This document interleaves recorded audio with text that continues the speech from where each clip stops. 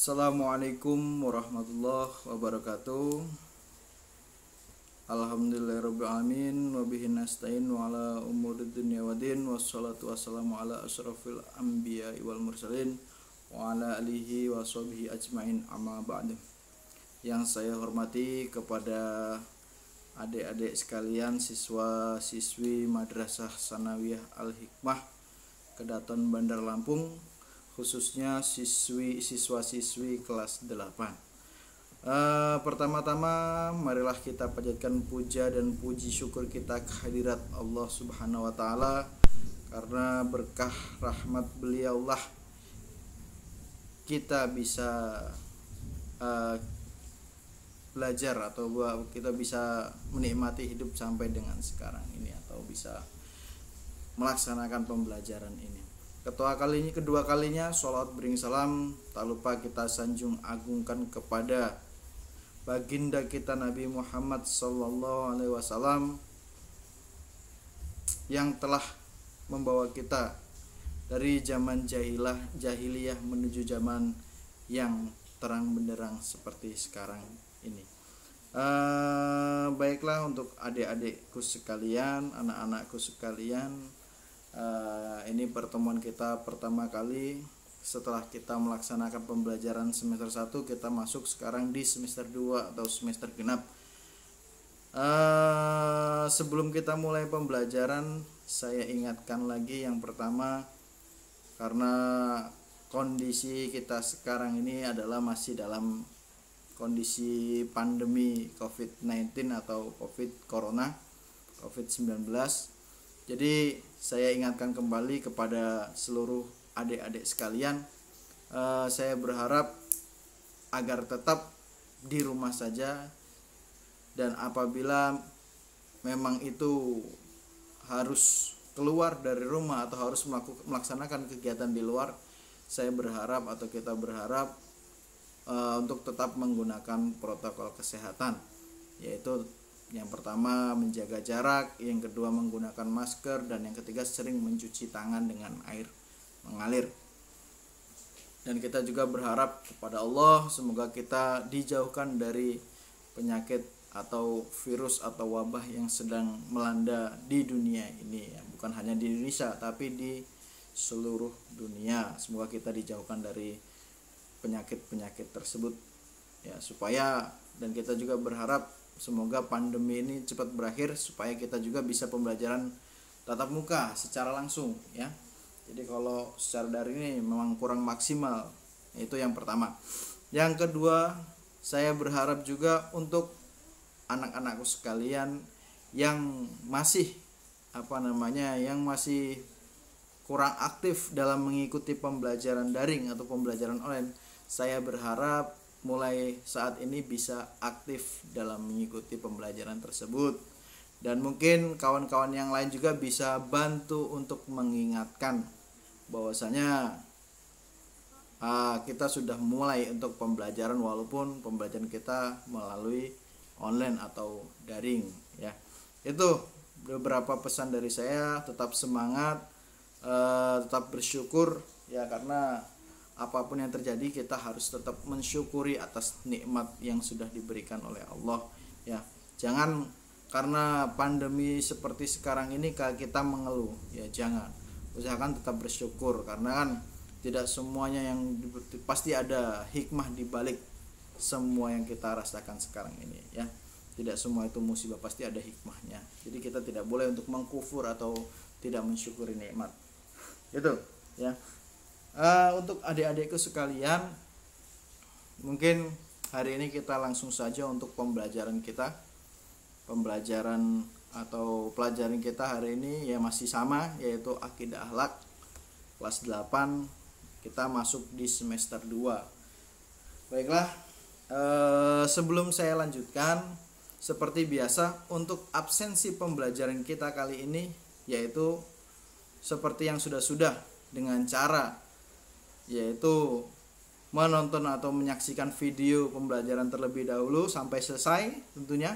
Setelah itu baru di dalam kolom komentar silahkan dibubuhkan nama dan kelas Dan perlu diingat, apabila tidak menulis atau tidak memberi komentar nama dan kelas, saya anggap atau Bapak anggap tidak mengikuti pembelajaran tersebut, karena absen itu termasuk salah satu penting ya, supaya yaitu yang mempengaruhi nilai kita, keaktifan atau kehadiran kita dalam pembelajaran. Jadi saya berharap semuanya bisa menulis nama atau mengisi nama di kolom komentar dengan cara nama dan juga kelas 8 apa A, B, C atau 8D atau 8E ya. Itu sedikit pembukaan dari saya mengenai pembelajaran daring atau pembelajaran secara online untuk pembelajaran untuk materi akidah akhlak. Baiklah anak-anakku sekalian, silakan semuanya dibuka di LKS kalian halaman 4 ya, materi kita di bab 1. Dan saya pesan untuk adik-adik atau anak-anakku sekalian yang belum mendapatkan LKS, silakan untuk segera mengambil LKS di BMT atau di tempat pembayaran, tempat koperasi. Silakan mengambil terlebih dahulu untuk pembayaran nanti ya. Seperti sebelum-sebelumnya pembayaran biasanya paling lambat itu sebelum kita melaksanakan mid semester ya. Jadi silakan diambil untuk LKS-nya supaya kita belajar ada buku panduan. Jika kita belajar tidak ada buku panduan itu susah ya. Untuk materi kita silakan yang sudah pegang LKS, saya harap semuanya di sini semoga saja sudah punya LKS semua ya. Saya harap semuanya dibuka di halaman 4 untuk materi kita di bab 1. Judul besarnya adalah sifat utama dan keteguhan Rasul-Rasul Ulul Azmi ya. Bismillahirrahmanirrahim. Membahas tentang Rasul, sedikit kita mengulang yaitu mengenai rukun iman ya. Di dalam rukun iman itu ada 6. Yang pertama iman kepada Allah, yang kedua iman kepada malaikat, yang ketiga iman kepada kitab, yang keempat iman kepada Rasul, yang kelima iman kepada hari akhir, dan yang keenam iman kepada qada dan qadar. Jadi iman kepada Rasul yang kita bahaskan adalah mengenai Rasul. Jadi iman kepada Rasul salah satu perkara yang harus kita lakukan atau kita imani ya. Pengertian dari iman kepada Rasul sebelum saya lanjutkan ya.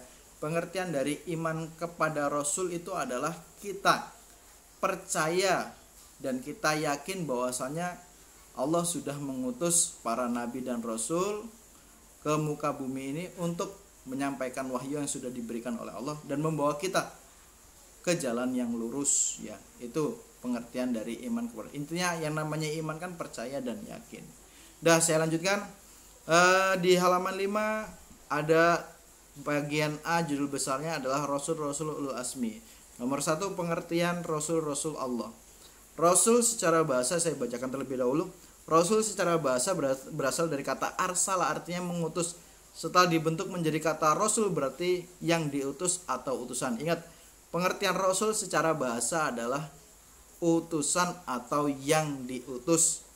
Ya, itu pengertian Rasul. Dalam hal ini seorang Rasul adalah orang yang diutus oleh Allah untuk menyampaikan misi, pesan atau risalah. Jadi Rasul itu secara bahasa adalah seseorang yang, Rasul itu manusia ya, manusia biasa seperti ini. Tapi bedanya itu adalah orang yang dipilih oleh Allah. Jadi pengertian dari Rasul itu adalah orang-orang yang diutus oleh Allah untuk menyampaikan misi ataupun risalah. Itu pengertian dari Rasul. Jadi kalau tadi secara bahasa Rasul itu adalah yang diutus atau utusan, sedangkan secara istilah adalah Rasul itu adalah manusia utusan Allah yang manusia seseorang yang diutus oleh Allah untuk menyampaikan misi ataupun risalah. Itu pengertian dari Rasul. Terus kita kan bingung, ada yang disebut dengan Rasul, ada yang disebut dengan Nabi. Terus cara membedakannya seperti apa? Saya jelaskan.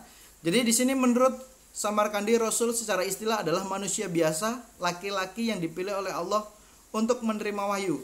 Apabila tidak diiringi dengan kewajiban menyampaikannya atau membawa satu misi tertentu, maka ia disebut nabi. Ya, yang perlu kita bawa garis bawahi adalah apabila tidak diiringi dengan kewajiban menyampaikan atau membawa satu misi, maka itu disebut dengan nabi. Jadi bedanya Rasul dengan nabi apa? Sama-sama manusia yang diutus oleh Allah ya, sama-sama manusia yang menerima wahyu, sama-sama manusia yang menerima wahyu oleh Allah, tapi bedanya ketika itu nabi maka tidak wajib atau tidak ada kewajiban untuk menyampaikan atau membawa satu misi tertentu. Ya, jadi kalau nabi itu dia mendapatkan wahyu tapi tidak wajib untuk menyampaikan atau membawa misi. Sedangkan kalau rasul sebaliknya, rasul itu mendapatkan wahyu dari Allah. Ingat ya, kalau rasul itu mendapatkan wahyu dari Allah dan mempunyai kewajiban untuk menyampaikan misi atau membawa suatu misi atau menyampaikan wahyu tersebut. Ya, bedanya saya ulang lagi, kalau nabi itu adalah sama-sama mendapatkan wahyu dari Allah, tapi bedanya kalau nabi itu tidak wajib menyampaikan wahyu tersebut dan tidak wajib membawa misi. Tetapi kalau rasul itu adalah mendapatkan wahyu dari Allah, wajib menyampaikan dan mempunyai misi kepada umatnya. Sampai sini bisa dipahami ya perbedaan antara nabi dan rasul ya. Itu sedikit pembukaan mengenai pengertian rasul ya. Bedanya antara rasul dengan nabi. Saya lanjutkan di halaman 6, silakan dibuka. Di situ terdapat fungsi dan tujuan diutusnya rasul ya. Yang pertama, fungsi rasul bagi manusia. Yang pertama adalah membimbing ketauhidan yang mengakui keesaan, keagungan dan kekuasaan Allah. Itu yang pertama ya. Fungsinya adalah membimbing kita semua ya. Kita kalau kita kalau tidak ada Nabi Muhammad kita nggak tahu seperti apa. Dengan adanya Nabi Muhammad atau Rasul kita, baginda kita Nabi Muhammad SAW, kita bisa diajarkan mengenai ketauhidan, keesaan, dan kita mengetahui bahwasanya yang agung, yang kuasa itu hanyalah Allah. Itu salah satunya ya. Jadi itu mungkin sedikit pembukaan mengenai mengenai sifat utama dan ketuhanan Rasul Asmi atau mengenai iman kepada Rasul. Dan tujuannya tadi hanya fungsinya, sekarang tujuannya diantaranya adalah menerangkan tentang Allah yang sebenarnya, menerangkan sifat-sifatnya dan segala yang bersangkutan dengan hal tersebut. Terus membimbing manusia berperangai baik, beradab sempurna. Sabda Nabi SAW, sungguhnya aku diutus untuk menyempurnakan adab dan budi pekerti yang mulia. Ya, salah satu hadis Rasul, bahwasanya Rasul itu diutus untuk menyempurnakan akhlak. Itu salah satu tujuan diutusnya Rasul. Tujuannya adalah apa? Menyempurnakan akhlak-akhlak seperti kita ini, akhlak umat-umatnya ya, supaya berakhlak yang mulia, berakhlak baik. Itu tujuan diutusnya Rasul, di antara salah satunya itu. Untuk selebihnya bisa dilihat di LKS ya. Itu sedikit mengenai pengertian fungsi dan tujuan Rasul ya. Saya harap bisa dipahami sampai sekarang, dipahami. Dan selanjutnya mengenai sifat-sifat Rasul Allah. Jadi saya buka sedikit. Untuk selanjutnya adalah sifat-sifat Rasul Allah atau sifat-sifat Rasul. Bahwasanya sifat-sifat Rasul itu terbagi menjadi 3 macam. Ada yang pertama namanya sifat wajib bagi Rasul, yang kedua sifat mustahil bagi Rasul, yang ketiga sifat jaiz bagi Rasul. Saya jelaskan satu persatu. Yang pertama sifat wajib bagi Rasul. Pengertian dari sifat wajib bagi Rasul itu apa? Sifat wajib bagi Rasul itu adalah sifat yang pasti ada atau pasti dimiliki oleh Rasul. Itu yang disebut dengan sifat wajib bagi Rasul. Yang kedua sifat mustahil. Yang namanya sifat mustahil bagi Rasul adalah sifat yang tidak mungkin ada pada diri Rasul. Sifat itu tidak mungkin ada pada diri, itu namanya sifat mustahil. Jangan sampai salah, jangan sampai terbalik antara sifat wajib dengan mustahil. Kalau wajib, yang namanya wajib berarti harus ada atau harus dimiliki. Kalau sifat mustahil, sifat yang tidak ada dan tidak mungkin dimiliki oleh Rasul. Itu sifat wajib dan mustahil. Yang ketiga sifat jaiz. Sifat jaiz itu adalah sifat yang boleh dilakukan atau boleh tidak dilakukan oleh Rasul. Kita bahas satu persatu. Yang pertama sifat wajib bagi Rasul, semuanya dilihat di halaman 7 ya. Sifat wajib bagi Rasul atau sifat yang pasti ada atau pasti dimiliki bagi Rasul itu ada 4 macam. Yang pertama sidik, yang kedua amanah, yang ketiga tablik, dan yang keempat fatona. ya. Kita bahas satu persatu. Jadi sifat wajib bagi Rasul itu ada 4 macam. Diingat-ingat, sifat wajib bagi Rasul itu ada 4 macam. Kalau sifat Rasul itu ada 3, yaitu sifat wajib, mustahil, jaiz. Nah sekarang satu persatu. Sifat wajib ada berapa? Sifat wajibnya ada 4, yaitu sidik, amanah, tablik, dan fatona. Yang pertama sidik. Sidik itu artinya adalah benar, bahwasanya Rasul itu benar utusan Allah. Kita wajib meyakini bahwasanya Rasul, ya, itu benar-benar utusan Allah. Itu yang pertama, sifat apapun yang keluar dari Rasul itu benar-benar, ya, wahyu dari Allah. Itu yang pertama yang wajib kita ketahui sifat. Yang kedua, amanah. Amanah itu bisa diartikan adalah dapat dipercaya. Jadi ketika Rasul menyampaikan, mengucapkan atau mengutarakan atau menjawab pertanyaan-pertanyaan umatnya, itu semua bisa dipercaya. Perkataan Rasul itu bisa dipercaya. Rasul tidak mungkin berbohong, ya. Itu yang disebut dengan amanah, ya. Yang ketiga yaitu tablik. Tablik itu artinya menyampaikan apa yang datang dari Allah, wahyu Allah disampaikan. Nah, itulah sifat dari Rasul, menyampaikan. Dan yang terakhir fatona. Faton itu artinya adalah cerdas. Tidak mungkin Rasul itu tidak mempunyai sifat cerdas. Apapun cobaan yang datang kepada Rasul, dihadapi dengan Rasul dengan cara cerdas, ya. Setiap Rasul mempunyai sifat cerdas. Itu diantara sifat-sifat wajib bagi Rasul, ya. Dia ulangi, sifat wajib bagi Rasul ada 4: sidik, amanah, tablik, dan fatona. Sidik itu benar, amanah itu dapat dipercaya, tablik itu menyampaikan, dan fatona itu artinya cerdas. Itu sifat wajib. Yang kedua adalah sifat mustahil bagi Rasul. Sifat mustahil bagi Rasul itu adalah sifat yang tidak mungkin ada, atau sifat yang tidak mungkin dimiliki oleh Rasul, ya. Sifat mustahil adalah sifat yang tidak ada dan tidak mungkin dimiliki oleh Rasul. Dan sama, sifat wajib tadi ada 4, sifat mustahilnya pun ada 4, kebalikan dari sifat wajib, ya. Di antaranya yang pertama adalah kazib, yang kedua khianat, yang ketiga kitman, dan yang keempat balada. Yang pertama kazib. Kazib itu artinya adalah dusta, kebalikan dari sifat sidik. Sidik tadi artinya benar, lawan katanya adalah dusta atau kadzib. Sifat mustahil, Rasul tidak mungkin mempunyai sifat dusta atau kadzib. Yang kedua, khianat. Khianat itu artinya apa? Jelas, ya. Yang kata-kata khianat itu artinya tidak dapat dipercaya. Orang yang berkhianat, orang yang tidak dapat dipercaya. Rasul mustahil mempunyai sifat khianat. Rasul tidak mungkin mempunyai sifat khianat. Atau kebalikan dari sifat khianat tadi apa?